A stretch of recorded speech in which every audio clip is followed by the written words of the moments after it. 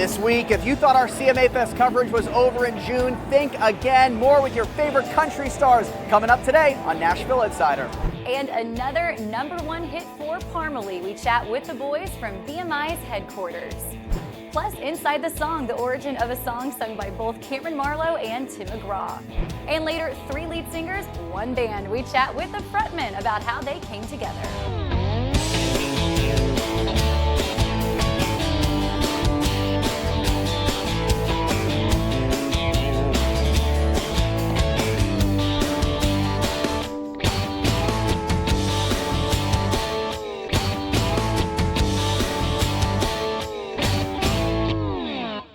Hey everybody, and welcome to another episode of Nashville Insider. I'm Casey Mason, and thanks as always for joining us for your 30-minute dose of country music. Well, as you saw in our opening, we've got some big stars on today's show, so let's not waste any time by kicking things off with Parmalee. Jeff Womack went to BMI's MCGRAW headquarters to chat with Matt, Scott, Josh, and Barry. It's kind of a throwback thought of growing up around town. And, you know, your whole life, at least me, was my girlfriend and my Jeep I had. And, like, it's just, you know, that you know, summertime feel and top down, you know, just had that whole thing about this song, you know. Absolutely love that. Now, want to say, you know, when you do a personal song like that, you take a little bit more of a risk as an artist and a songwriter. Kind of bring us in on that. I mean, yeah, if you're drawing from personal experiences, it can be some, you know, definitely one-sided sometimes, but you just hope to find those things that relate to everybody that maybe everybody's been through. The girl in the video is a Mandrill, one of the Mandrill sisters' daughters, so I thought that was kind of cool to find out, you know. Well, how'd you get her to do that? We just put the ad out there, and I was like, this girl would be great in the video, and come to find out she was the niece of one of the Mandrill sisters. Oh, wow. See you tonight in my CJC, messing with my rear view. You know, Take My Name. We'll get back to that here just for a second now. How much pressure did you feel to follow up that song? Because, I mean, we're still playing it like it's a new song. And will be for years, well, long after we're all gone. I like you realize that. No, I mean, there's always pressure behind every song, but that one was so big and massive, and people really connected to it, and that's the thing that you hope for, that you don't know until the song comes out, and it really just took off. So it was a big deal to follow that song, and that's where Girl in Mine came in. We knew when we heard that hook, we were like, okay, this is where we need to go. What's next? What's next after Take My Name? It kind of sets you up for a runway to be like, okay, we've had Just the Way, now we had Take My Name. What do our fans want to hear next? And that's when you kind of have to trust your gut. We're like, let's go with this. Take my hand, let me make you mine. I'm through waiting, taking my time. Absolutely. Now, tell me about having to try to keep things up, because y'all are on a roll right now. Oh, it's always a job, you know. It's never ending. We are just constantly nonstop, just writing songs and putting the show together, and touring, and just trying to keep it going, man. What's the next step for you after this? We're headed out today with Kane Brown. Very cool. Yeah, it's going to be fun. We're actually getting on the bus and headed out right now after this party. Yeah. And we're excited. We're excited for everything. Got new music coming. Straight from the rehearsal studio, straight to here, leave straight from here, go get on the bus, go start the tour, pretty much. Busy guys. Thanks, Jeff, and congratulations, Parmalee. Well, up next, we promised you more interviews from CMA Fest, and hey, we're delivering on that promise. Nashville Insider's Adam Wardsell has more from the hottest country event of the summer, starting with the son of music royalty. Backstage at CMA Fest right now with the one and only Sam Williams. Sam, nice to see you. You too, man. Thank you. I feel like every time I interview you, you've got a new song out, you've got a new project out. You stay really busy. I'm very busy. Yeah, I'm a hot commodity right now. So you hit the iron while it's hot. A real American actress, and I've been that way ever since the day I was born. American Actress is the name of the single. Tell us about this song and the inspiration behind it. American Actress it's very old Hollywood kind of energy to the song. It's a swing. I really love a lot of nostalgia in my music. I love what's cutting edge and modern as well, but I do love nostalgia and things that aren't as popular today. One of the things about my new album, the first act comes out June 28th, Act 1 of Scarlet Lonesome, and there's 3 acts. And it's a very large spectrum of music. It kind of goes all over the place. And the first act has, a sexy and romantic kind of vibe to it. And I thought American Actress was just like the best little teaser to put out right before. Big weekend for you here at CMA Fest. You've got a lot going on. Tell us about it. Yeah, it's crazy. As an independent Texas artist, I feel like just being at CMA Fest for the first time as an artist has been wild. Just getting to not only the performances, but getting to meet so many fans that listen to me from all over. Like, we just met a bunch of fans that were from Germany. Wow. That were here. So this is honestly, it is a really cool opportunity for artists, and especially independent, Texas-based artists getting to come to Nashville. It's really cool. Somebody could say, hey, Logan Crosby is this kind of style of music. Like, have you been able to pinpoint that? Yeah, I mean, we write super nostalgic songs, which is super cool. Am I every tall boy beer, cause you're every camel light? Am I still Wonderwall, cause you're still strawberry wine? It's awesome because it hits, people my age, because I'm writing stuff about things that I've done, but also other people are like, oh, well, that's super cool, because we remember the same thing, maybe a different time, different place, but it's, super nostalgic, which I love, because I just love, talking about fun things that have happened in the past, or not so fun things sometimes. What's it like just kind of connecting with your fans on such a personal level that is CMA Fest? I think that's one of the coolest things. Because I feel like with everything being digital nowadays, with social media, it's so easy to follow people and get connected and see their journey through a distance. But to be in person and meet them face to face is something completely different. There's so many people that I've seen through Instagram that I've honestly become good friends with. And then all of a sudden I see them downstairs and they're in the lines and I'm like, oh my God, this is so cool. It's a full circle moment. Looking at the back of this album, you guys look good here. You guys look at yourself and go damn. For some hillbillies. Hillbillies ain't bad looking. Yeah. One of the things that I love, and of course the front cover's cool too, I just love touching vinyl. I feel like it's coming back. I love that. But one of the things that I noticed in your talking points that your team sent us is it didn't say our new album's coming out. It's our new vinyl is coming out on June 28th. Was that on purpose? Yeah, pretty much. I've been pressing the guys for a long time to do some vinyl, so here we are. We'll let Chad take credit for that, but that's not. He likes to take credit for that because he just does. You got to. I am the oldest. Thanks, Adam. Coming up on Nashville Insider, we're going inside the song Fool Me Again with songwriter Rob Williford. Coming up here on Nashville Insider, Peyton Porter joins us, how she's turning lemons into lemonade. Find out. Plus, later in the show, Larry Stewart, Richie McDonald, and Tim Rushlow on how these 3 powerhouse voices came together for the Frontmen. Stay in front of your TV. We'll be right back. Welcome back to Nashville Insider. I'm Casey Mason. Our next interview may be an up-and-comer, but she's already touring arenas. Adam Worcel got the chance to recently chat with Peyton Porter to find out more. Peyton Porter, it's been a minute. Nice to see you. Yes, it's great to see you again. How have you been? I've been all over the place. Wonderful, mainly. Just been going through a lot of changes, a lot of exciting stuff, and trying to stay gone on the road and live alone, grow up a little bit. Gone on the road and grown, which is the name of your EP. So how have you grown? Wow, the list could go on forever. Simply put, I've accepted who I am and I've stopped apologizing for the things that I like, and I live alone. I've gone back to therapy. I've got new boundaries. I've started listening to my own kind of music again. Started cooking. But you know what you need? You know what you need with food, Peyton?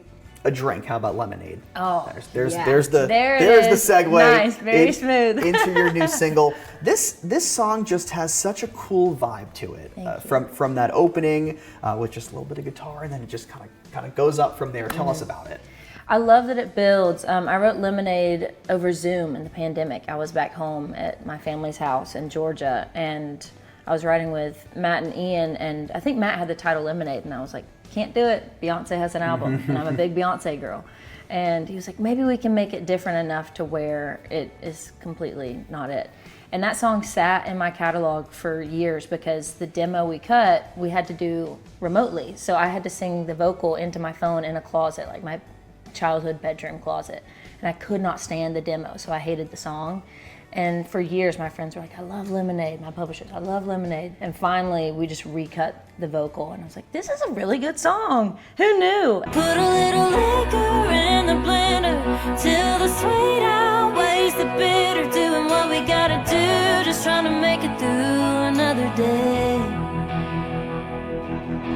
Cheating, drinking, leaving, praying. We've all got our way of making lemonade. We actually had recorded it for the second half of In My Head, the EP, and I just scrapped it and was like, I need a break from all this. I don't know if this is the right direction. And then once I repivoted my artistry and like the direction sonically, it still fit and it was still something I wanted to tell. And I just loved the colorfulness and the playfulness of all the characters, and I wanted it to build and feel live, and I think we accomplished it. It's a big year for you already because you're going to be touring with Tim McGraw. Yeah. How did that come about? That's incredible. Every time someone says it, I'm like, what? Yeah. Yeah, it's going to be insane. I've never played an arena, and I get to play my hometown arena. I saw Katy Perry play there when I was in high school. And every time I tell people, I'm like, I feel like I'm kind of lying because it doesn't feel real still, but I'm so excited, and we've already started working on the set, and so we're really gonna like cram as much Peyton Porter music into our time as we can and try and make it like this huge experience for whoever gets there early enough to see me. I'm stoked. You know, I don't think I've ever said this in an interview, but you're just somebody that I just want to hang with. Like, you just have that vibe. Like, well, you just have that vibe. Like, you're very, very fun to talk to. Thanks. And in the words of Tim McGraw, I like it, I love it, yeah. I want some more of it. Of course, the EP Grown, which is out now, and the single Lemonade, buy, stream, or download it wherever you buy your favorite music. Peyton Porter, thank you so much for joining us here on Nashville Insider. Thank you. It's fun. Thanks, Adam. Ahead on our show, not one, not two, but 3 legendary voices. Learn about the origins of the frontman from the frontmen themselves. And right after this commercial break and inside the song Rarity, Rob Williford explains the track he penned for Cameron Marlowe, which turned into a song for Tim McGraw. Welcome back to Nashville Insider. All right, it's time for one of our favorite parts of the show, Inside the Song. And this week we sat down with Rob Williford, who often collaborates with Luke Combs on songwrites. But the song Fool Me Again went to 2 different country stars. Take a look. I love Cameron Marlowe. He's just one of my favorite people. And before I talk about that song, I got to tell you about how I met him. So Luke and I want to say this is probably around 2017 or 18. I can't remember the exact year, but we were doing some radio show in California. It was like an acoustic guitar pool sort of thing. And after we had played the show and gotten back on the bus, I noticed I had a lot of text messages from friends back home in North Carolina saying, hey, this kid named Cameron Marlowe just sang your song on The Voice. And I believe they were talking about he had sang One Number Away. And looked him up, and I'm like, oh my gosh, this kid's from the same town as my father, Kannapolis, North Carolina. I'm like, it ain't that big of a town. I guarantee you that we probably got a mutual friend somewhere out there. So I texted my cousin Colby, who serendipitously enough is now his tour manager. But I texted Colby, who at the time I believe was still in North Carolina, and I said, hey, do you know this guy? And it didn't take long, he got his number, and Luke and I FaceTimed him that night on the bus and just said, hey dude, you know, crushed the song, good luck. If you're ever in Nashville, would love to meet you. Fast forward, I was Cameron Marlowe's first co-write ever. And to kind of watch from that moment to him moving here, to getting a record deal, to now out there doing the thing, it's really awesome. But with that backstory, it's like he had moved to town. I believe he had signed his record deal, and Cameron had come over to the house late one night to hang out, and I'm a sucker for writing things in 3. I love 3/4 time, and I had this little sort of acoustic part, and I was playing it. We were upstairs in my studio, and like I hit the last chord, and Cameron kind of mumbled under his breath, fool me again, fool me again. And I was like, oh wow. Fool me again, I can take it and not break my heart, just so you can break it. Guess who's gonna wind up right back on this stool, playing them sad songs and playing your fool. And I believe it was either the next day or shortly thereafter, we were riding with two of my favorite people, the Warren brothers, Brett and Brad Warren, who I've looked up to for so long, both as riders and as human beings. And we got in there that day, and that song kind of fell out. To date, I mean, I just love that song. I put it on my record. Cameron ended up putting it on his record, and that's kind of the story of how that one came to be. But I wanted to write something that was just a sad Keith Whitley kind of country song. Interesting stuff. So you can find Fool Me Again on Cameron Marlowe's album We Were Cowboys and on Tim McGraw's album Standing Room Only. Now, remember at the top of this segment when I mentioned that Rob Williford frequently collabs with Luke Combs? Well, there was a reason I specifically mentioned that. Luke Combs, The Man I Am, is the Country Music Hall of Fame's latest exhibit, which will explore the life and career of the country superstar.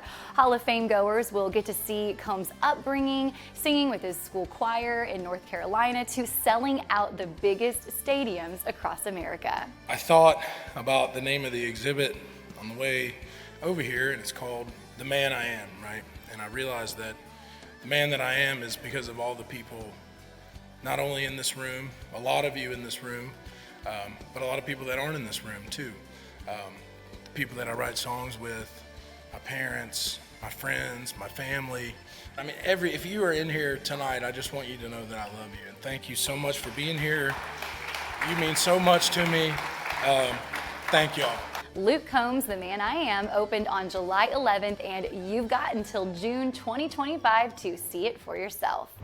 Stay tuned. The Frontmen are on the show after the break. How they came together to record new music, that's next, all on a new Nashville Insider. I'm Kane Brown, and you're watching Nashville Insider. So let's get right into it. Tell us, how did the Frontmen become the Frontmen? I'm gonna let Richie, he's got this answer down. Okay. Actually, 2007, I left Lone Star for the first time and just decided I needed something to do. I was bored around the house, and Larry and I, we were doing a show down in Baton Rouge, Louisiana. And so I said, hey, I've got this idea for a trio called the Frontmen. Three lead singers from three iconic bands come together. Randy Owen did a couple shows with us, but it just, I think he felt sorry for us and wasn't the right fit. And he had some other things going on, a little group called Alabama at the time. And then Tim, we just kind of connected, and it was just a perfect fit. And, you know, we've been doing this thing almost for 15 years now, and kind of overnight sensations. But, you know, everything's kind of fallen into place since COVID with a producer, record deal, management, record label. So it's just, you just said it a while ago, God is good. Don't know how you do what you do. I'm so in love with you. It just keeps getting better. What's on the horizon? I know you're talking about your new music, your upcoming album, and what have you. Can you share a little bit more about your songs on the album? Well, sure. We do have a song on the album coming out as a single later, but we can't talk about it. Okay, well, what can you talk about? And really, you know, what we're having a good time doing right now is touring. We're probably going to do 70, 75 shows this year, and, you know, that's our forte. But to be able to play those old, as you say, 30, not old, classic, 30 number one songs, and then to throw in brand new music all of a sudden. And I'm sitting here talking to you, looking at the place where the Frontmen's recording career began. Soundstage studio right out that window. And what a miraculous thing that's happened. We, you know, as Tim said, played the music for John Loba here at BMG, and boom, boom, 6 for 6. I want to sign you on the spot. And here we are.